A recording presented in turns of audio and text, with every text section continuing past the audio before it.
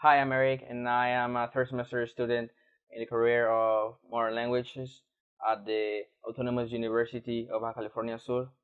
And this is my video project. In this project, I'm going to talk to you about an educational icon related to language. In this case, I'm going to talk to you about Michael Silverstein. I'm going to talk you through his biography, the relevance of his work, and his legacy as well. Michael Silverstein was born on September 12 in 1945 in Brooklyn, New York. Earned his bachelor's degree in anthropology from Harvard University and earned his PhD from the same institution. Silverstein spent his entire career at the University of Chicago, where he arrived in the autumn of 1970 with the bespoke title of visiting assistant professor. The following year, he was hired as a tenure associate professor and was promoted to professor in 1978. Michael went from being a visiting assistant professor to teaching in multiple fields such as anthropology, psychology, linguistics, human development, among others. As a result of his dissertation in 1982, he won a MacArthur Scholarship in the second year of existence of this award, becoming the youngest person at that time to receive the award. Now, this scholarship is awards between 20 and 40 USA citizens or residents of this country of any age or specialty who demonstrate uh, exemplary and improved work.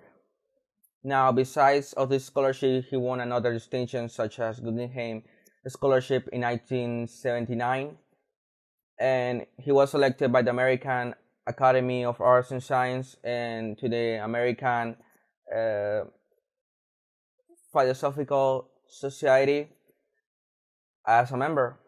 Uh, Now, last but not least, he won the biggest distinction given by the American Anthropological Association, the Franz Boas Award for exemplary service to anthropology. Sylvester taught a course named Language and Culture.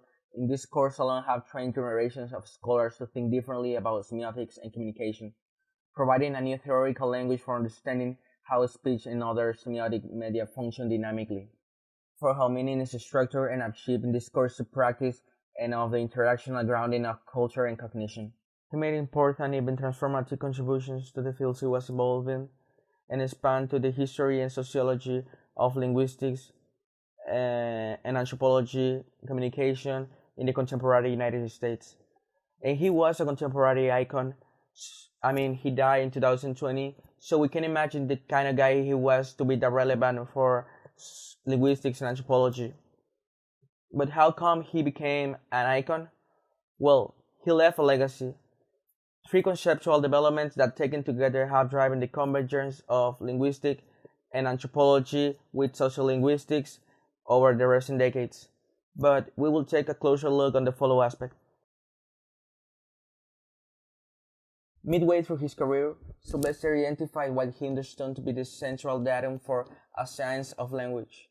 This he dubbed the total linguistic fact, defining it as an unstable mutual interaction of meaningful sign forms, contextualized to the situation of interest human use.